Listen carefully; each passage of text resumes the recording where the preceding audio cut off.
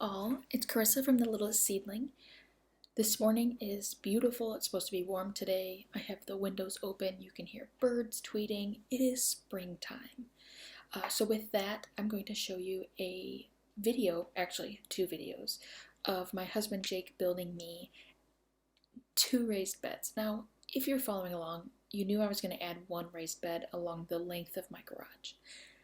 However, after we bought our two pieces of cattle fencing that we're going to build like archway trellises between the beds, we very quickly realized that they would not fit in our original destination for them, which was between the two original beds, which is only maybe a foot and a half apart. And I'll put a picture somewhere in here for you to see what I'm talking about.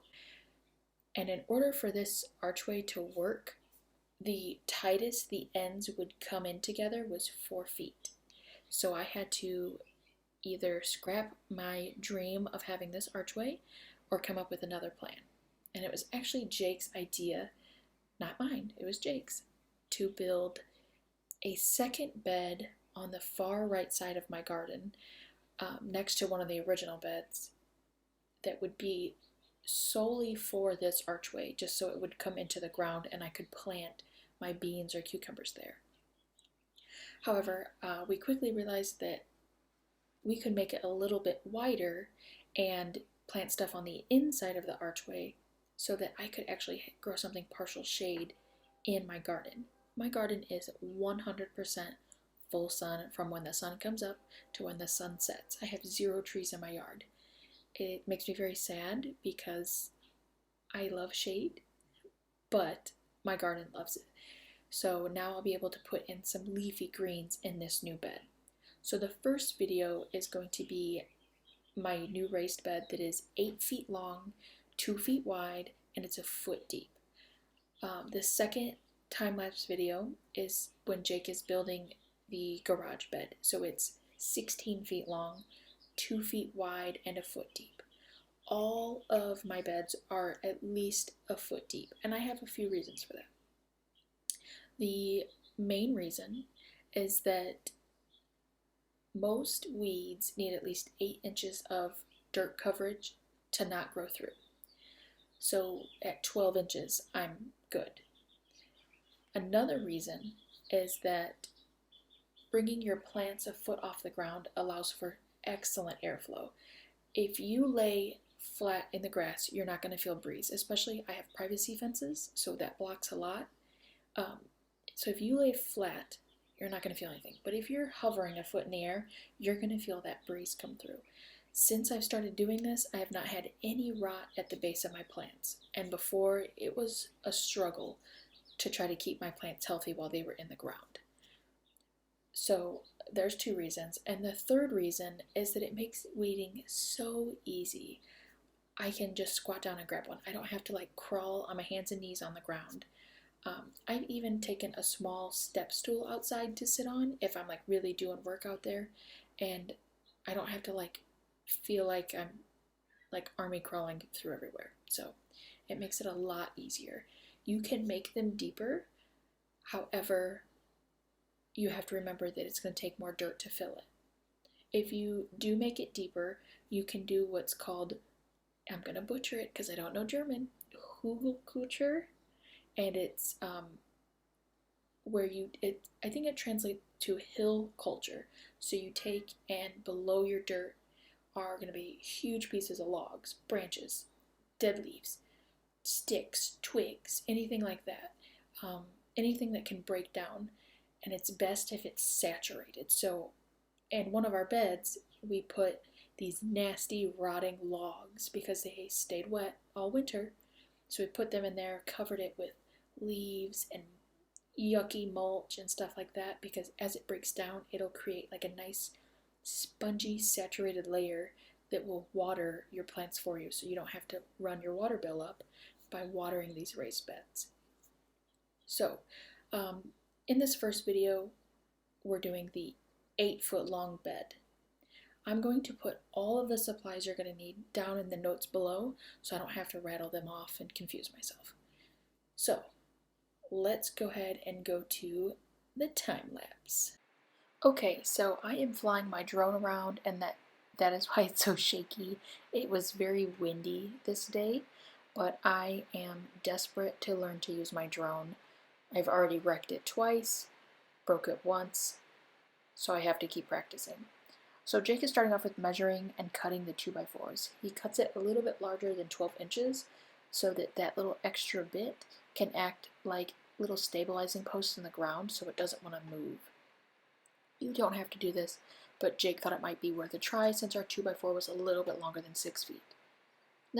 Okay, so now he's cutting the 2x4s into the 12-inch sections. And then in this next section, he's going to be measuring and cutting the 8-foot decking boards. He's going to take that 5th board and cut it into 4 equal parts of 2 feet apiece.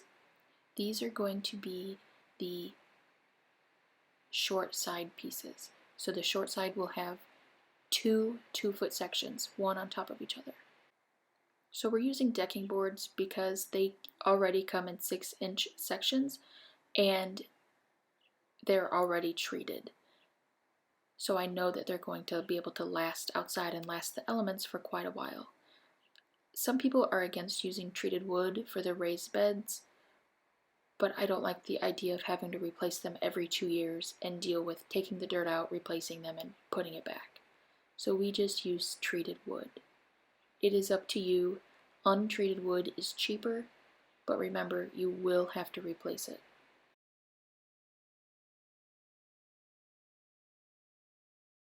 So on the left corner there of the screen, you can see my cattle fencing we had just bought. It is 50 inches tall and 16 feet long. I bought 2 of them so that I can put them in my garden beds. Now this is going to act as a trellis for my cucumbers and beans. It's going to be magical, I just know it. Okay, back to building raised beds. Squirrel.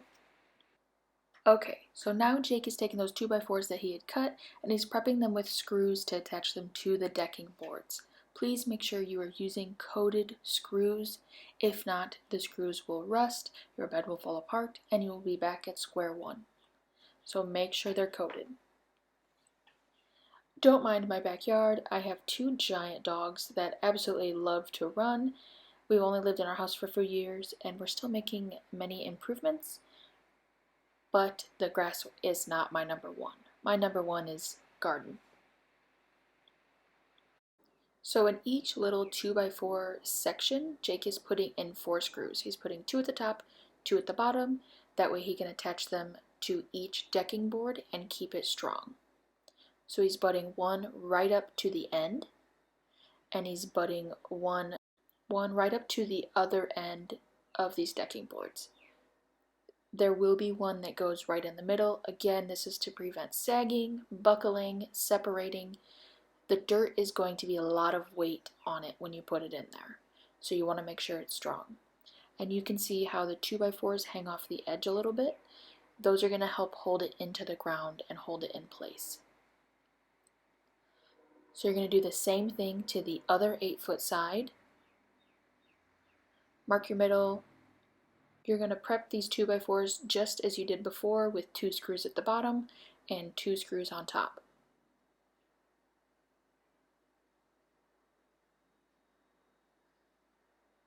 Again, if you don't have somewhere you can cut, if you don't have a saw or anything like that, you can go to, typically hardware stores have a cut it yourself area. When we bought our wood at Menards, they did have a section where you can cut the wood on your own. Please note that with COVID and many natural disasters going on, that lumber is very expensive right now. My first 2 garden beds, I call them the OG, Original Garden. Those ones were approximately $50 to build 2. To buy all this wood for today's beds, it was almost $200. So just keep that in mind. So next, Jake is prepping the short sides of the bed. He's putting screws in each end. So one on top, one on the bottom. This is where it's going to get drilled into the side of the long bed.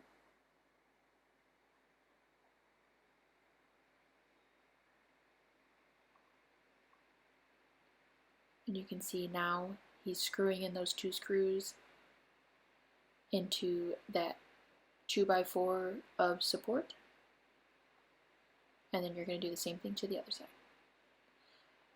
Notice that my garden beds are still full of dead plants from last year. I try to leave all of my plants all winter long for several reasons. The main reason is that it keeps my giant dogs out of taking advantage of my dirt. They will go in there, they will just tromp all over it, they will poop in it. They're awful, they don't get it. So having the dead plants keeps them out of it because it pokes them. Another reason is that a lot of bugs will lay eggs in those dead plants in the fall, and they won't emerge until it's been about 50 degrees for several days in a row. It has to be warm for them to emerge. When I started cleaning out this bed, I try to wait till mid-April, and I gave in, and yesterday I started cleaning it out. Lo and behold, I found a nest of baby bunnies. So those of you that follow me on Instagram probably saw that on my story. I didn't know if it was a mouse nest or what, but it was right in the middle of that far right bed, and there was probably 6 itty bitty bunny babies in there. So I covered them back up and then surrounded them totally with tomato cages so that my dogs can't get to them.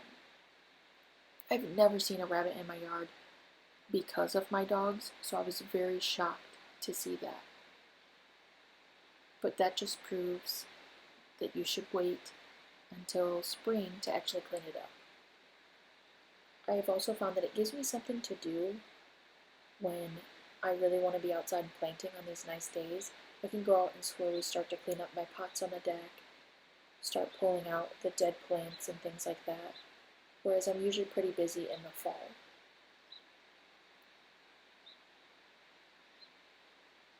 Jake is just adding some extra screws to keep it stable, since it will be housing the trellis.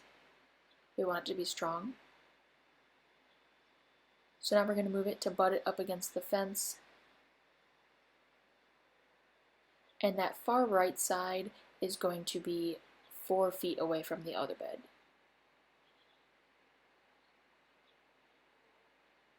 So that new bed is actually going to be inside of the trellis. And I'll post a picture here. Allow me to introduce Jake.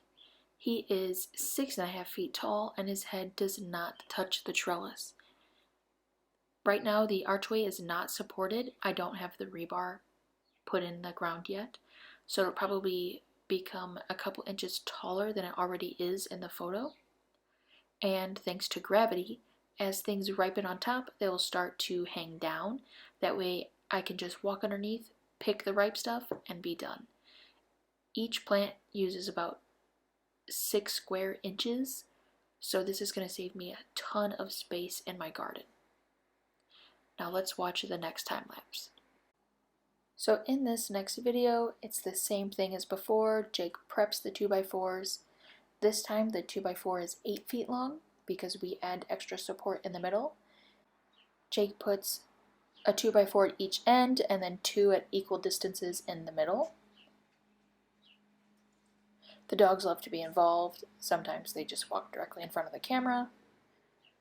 Sometimes they try to hide under the planks of wood in the shade.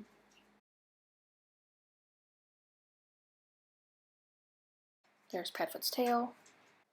The reason I want this bed along the garage is because it will get full sun from midday to sunset, so I need something to grow here. I couldn't grow grass, I couldn't grow flowers, so I'm going to try to do this as a corn and strawberry bed. So the strawberries will grow along the bottom, keeping the dirt moist. The corn will grow up. Once I get both of these new beds filled with dirt, I will have just under 250 square feet of garden beds. Well, there it is, folks. It's done. I got some logs in it so I can start filling it up. We're ready to go. Okay, so that's it, folks. That is the end of the bed building for the summer as of right now. I don't know, you might add another one. Who knows? We can do whatever we want. We own the place. In the meantime, maybe check out this gardening book, The Autopilot Garden. I love Luke's videos. He has a YouTube channel. It's very well done. I mean, he has videos on everything. His name is Luke Marion, and his channel is Mi Gardener. So he's in Michigan, and I think he's almost the same zone that I am in Portage, Indiana, if not like slightly different, because I have sandy soil because I'm so close to the dunes. He has great content. He seems super cool, very genuine, and he loves plants. So, I mean, who wouldn't love him? Another one I really love is this behemoth. It's called Country Living. It's the Illustrated Encyclopedia. It has everything in this. It is a thick one, but I mean, it has excellent illustrations. I mean, it's really good. So maybe you can find this used online. Who knows? And then this one was actually kind of hard to find online when I bought it for Jake. It is Reader's Digest Back to Basics, and it is done very well. It has amazing illustrations, it has measurements, it has everything. Oh, and you can see the birthday note I left for Jake. So I really love to look at these whenever I have a question about gardening. This has like composting, it has how to build a windmill. Who doesn't need a windmill? So check these books out for some light reading. Oh, I hope I don't get sued by Universal Studios. Okay, so anyway, if you like the video, comment, tell me what you liked about it, tell me your gardening plans. I want to know everything. If you have any comments you want to add them in the comments. Let me know what you're thinking. Do you think I'm crazy for adding 2 more beds this year? And even starting to think about maybe a covered bed for the winter? Sorry, Jake. But if you have friends and family that want to get into gardening, share this video with them. And if you haven't watched how I plan on doing my seedlings, how I plan that, or how I actually planned the garden, make sure you click on the link for wherever it is in the fancy YouTube screen. Okay? Bye.